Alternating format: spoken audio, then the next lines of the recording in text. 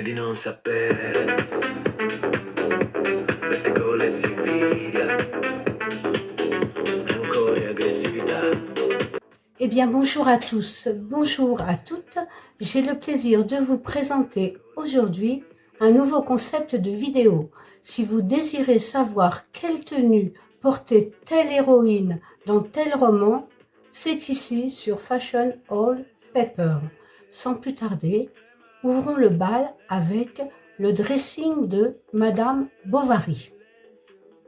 Quelle femme n'a pas songé un jour qu'une nouvelle tenue la rendrait plus belle, plus désirable? Qu'importe le prix pourvu qu'on ait l'ivresse.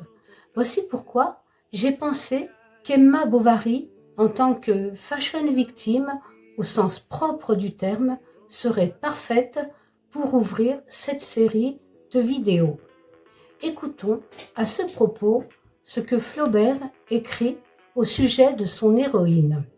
Sa toilette disait ses habitudes et jusqu'à ses pensées. Tout d'abord, un très bref aperçu du roman.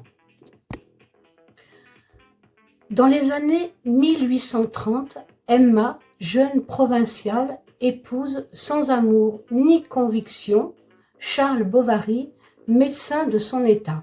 Emma ne tarde pas à trouver cette union pesante. Si elle n'aimait guère le malheureux Charles, elle finit par ne plus le supporter du tout. Emma se perd alors au sein de diverses médiocres passions amoureuses, accumule les dettes, puis, ne sachant plus vers qui se tourner, met un terme à sa courte existence. Emma nous apparaît d'abord comme suit. Elle portait une robe de mérinos bleu foncé, garnie de 3 volants.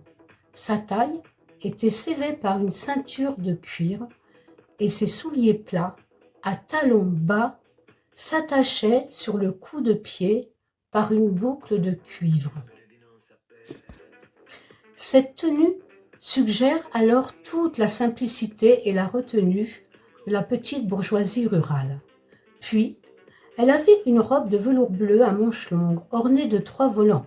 Son corsage, décolleté au cœur, laissait voir le commencement de sa poitrine.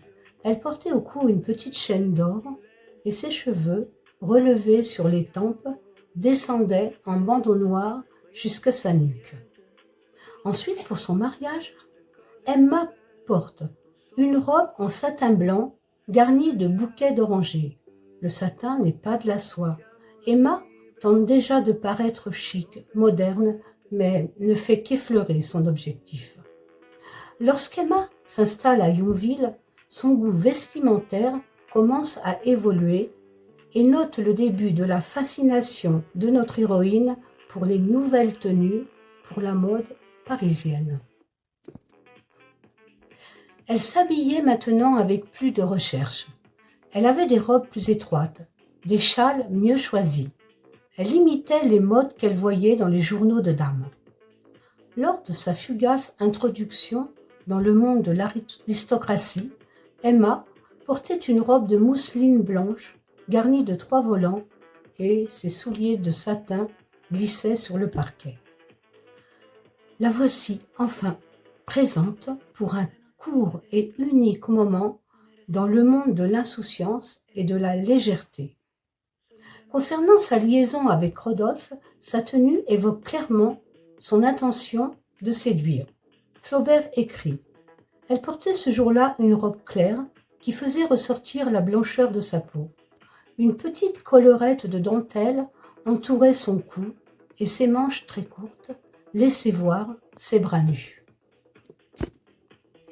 Ensuite, avec Léon, à Rouen, en véritable citadine affranchie de son carcan provincial, Emma portait une robe de taffetas gris-perle, ajustée à la taille, un petit chapeau rond, orné d'un bouquet de violettes, couvrait ses cheveux, et sa toilette, simple en apparence, trahissait un soin extrême. Plus loin dans le roman, la phrase suivante amorce clairement le début de la chute d'Emma Bovary, sa confusion, le résultat de ses achats compulsifs. Elle voulut une robe de soie, puis une autre. Il fallut encore des chaussures, des rubans, des gants. Tout cela s'accumulait dans les armoires, tandis que la dette augmentait.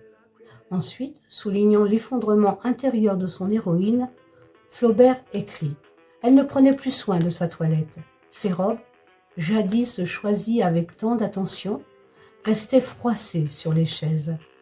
Elle passait des journées entières sans se changer. » Voici comment s'achève la courte et triste vie d'Emma qui, pour sa toilette mortuaire, est habillée d'une robe blanche. Des fleurs d'oranger étaient piquées dans ses cheveux. Une tenue qui évoque celle de son mariage, une parenthèse de vie, sans accomplissement ni lumière. J'espère que ce nouveau concept vous aura plu. N'hésitez pas à me faire part de vos commentaires. Je vous remercie encore pour m'avoir suivi tout au long du dressing d'Emma Bovary.